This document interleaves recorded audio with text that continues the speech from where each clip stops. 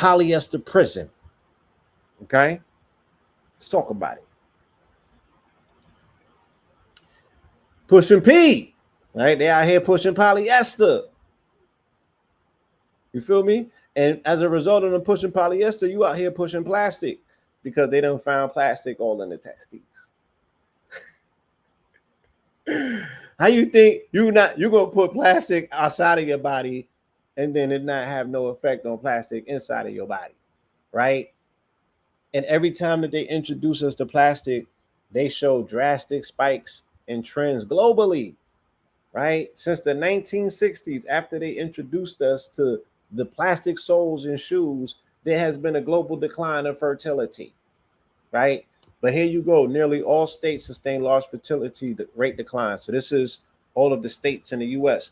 Majority of the ones you see where they hot at, I guess where they put on sunscreen and stuff like that. Yeah, all of them places, fertility rates is the lowest. Arizona, Utah, Colorado, New Mexico. That's right there. That's called the Four Corners. That's the Four Corner Empire. That's a place in the West where people are melanin deficient don't belong nowhere over there. Arizona's like 120 degrees right now. Make it make sense. Right? So you got to put on sunscreen. You got to put this on. You got to put that on. You feel me? It's you know, Arizona, Utah, Colorado, New Mexico, California, Oregon, Nevada, Idaho, Texas, Georgia, Wyoming. Yeah, it's everybody's going through it.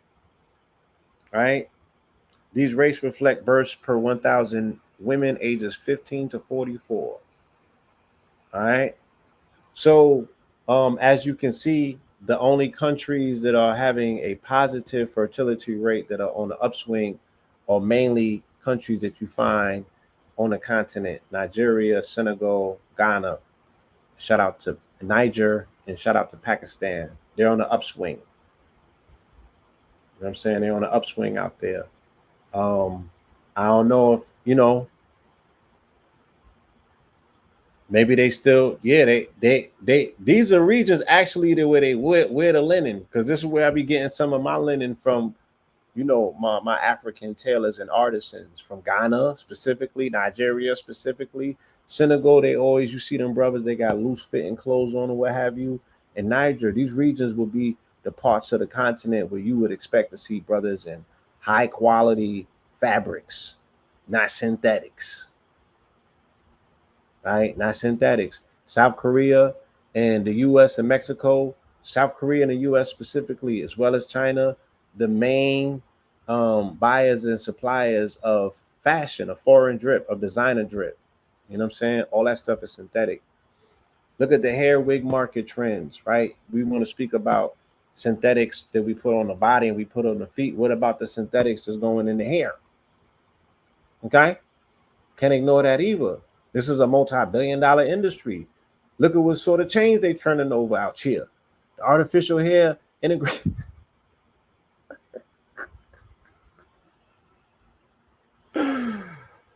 Oh man, this speaks directly to the stomach and spleen circuit shutdown, right? The frontal lobe.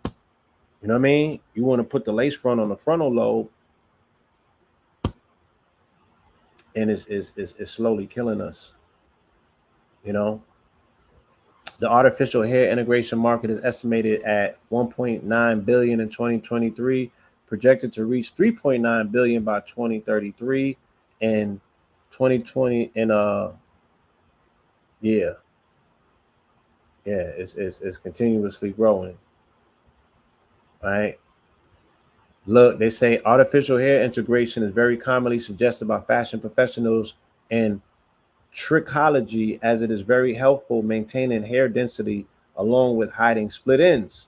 Hair loss owing to medical illnesses and hormones causes full or partial baldness nowadays, leaving people self-conscious about their appearance. As a result, the demand for hair integration has risen fast. The growing popularity of multicolored hair wigs amongst the celebrity and artists is likely to offer new artificial hair integration market growth opportunities.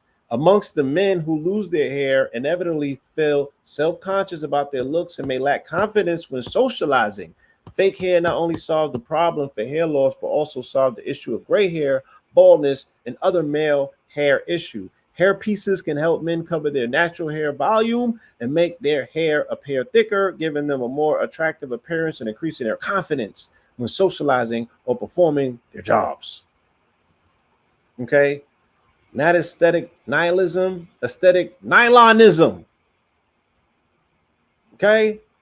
Look at the bonds. You feel me? That I'm talking about when I say you and I form a bond. Look at these bonds that are being formed.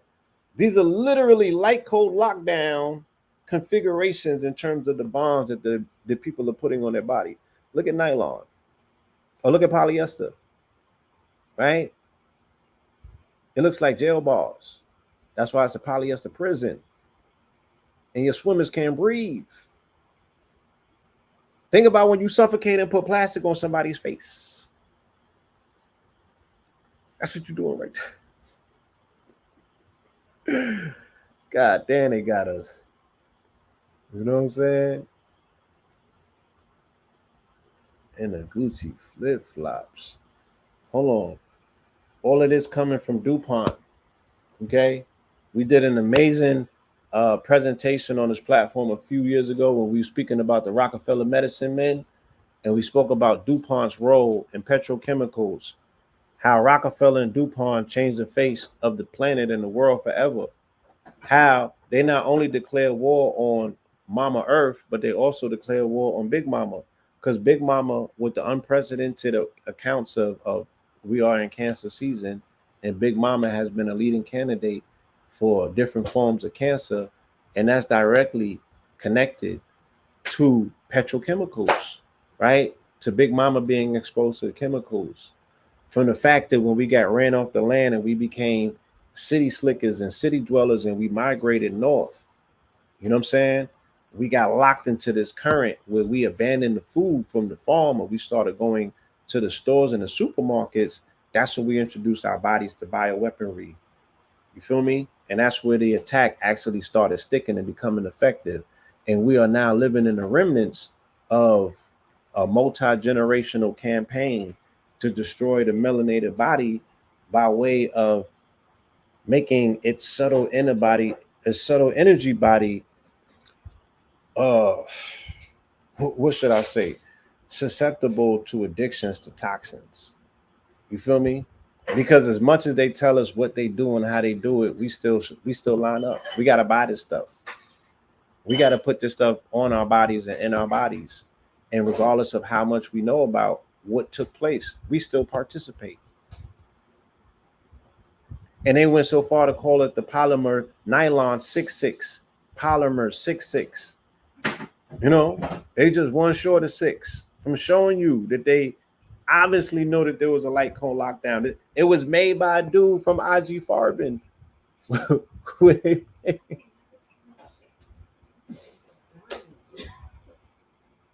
Farben is where they made the particular, the quote unquote gas that they used in them chambers. Feel me? So all of this comes from these people dealing with these chemicals, dealing with these poisons.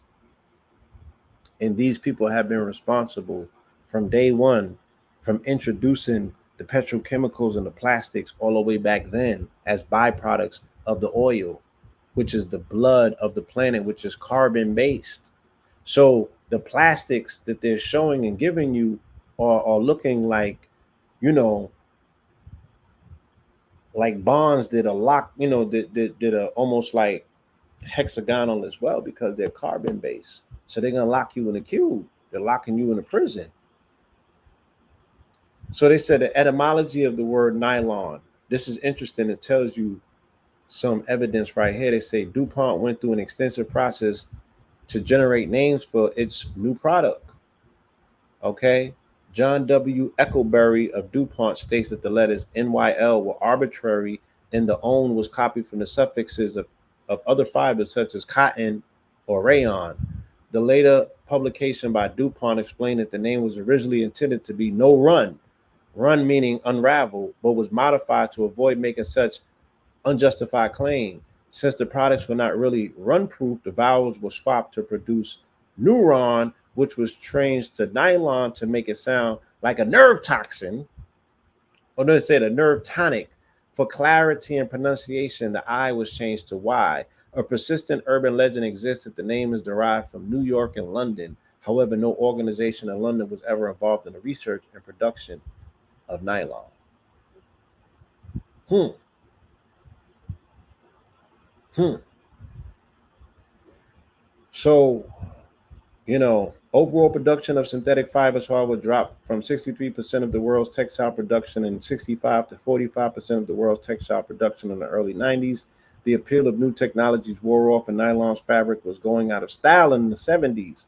Also, consumers became concerned about environmental costs throughout the production cycle, obtaining the raw materials, oil, energy used during production, waste produced during creation of the fiber, and eventually waste disposal of materials that were not biodegradable. Synthetic fibers have not dominated the market since the 1950s and the 60s. As of 2020, the worldwide production of nylon is estimated at 8.9 million tons. You know, so again, these are some of the properties just to further show you, you know what I'm saying, this particular bond is taking place and how dangerous potentially these fibers can be on your body. And again, they just telling you about the people who created this stuff. And nylon 6 and 6 fibers are used in carpet manufacture. I mean, and they out here just playing in our face. Right? Nylon was used to make tires, tents, ropes, ponchos, and other military supplies. It was also used in the production of a high grade paper for US currency. And outside of the war, cotton accounted for more than 80% of all fibers used in manufacturing, and wool fibers accounted for nearly all of the rest. By August 1945, manufactured fibers had taken a market share of 25% at the expense of cotton. After the war, because of shortages of both silk and nylon, nylon parachute material was sometimes repurposed to make dresses. Right? Shout out to MIA. Mia, I see that she just launched a functional fashion company as well, and a clothing line that speaks specifically to protecting against 5G and EMF. Right? So your fashion can definitely be functional. She showed up right in time with the perfect example showing us how it can be done. She got tinfoil hat clothing line, right? What a way to tap into the algorithm. 100% brain coverage blocks 99.9% of Wi-Fi, 4G, and 5G from reaching your brain. Made with pure copper and nickel Faraday fabric, reversible two-tone design. It's excellent. She bodied it, right? She won a buck for the hat. Secret Faraday cage inner pocket to take you 100% incognito, untrackable, and unhackable. So this is a data protection dump bag that she's also offering. 100% lined with pure copper metal, right? In a time of smart cities, digital crypto, AI, Neuralink, hackable human, zero privacy, deep mind, internal body, data harvesting, and indiscriminate tracking surveillance, mind data mining, social media overload, augmented reality, social credit system, virtual dystopian minefield, we bring you the revolutionary future of fashion. Omni is your latest frontier, persevering your privacy, autonomy, and rights over your body and your data. This is not your artist foray into fashion. This is a necessity. Okay? Talk that talk, right? So they're utilizing as well with this unique atomic structure. These tight fitting potency boxer shorts are made using a luxurious silky four-way stretch fabric containing 80% pure silver to protect you and your future generations. With this unique atomic structure, silver offers exceptional electrical conductivity, deflecting electromagnetic waves such as Wi-Fi and 5G with up to 99.999% shielding effectiveness. Our original silver street shield textiles protects you from the numerous risks linked to electromagnetic radiation, restoring your autonomy and freedom every now handmade.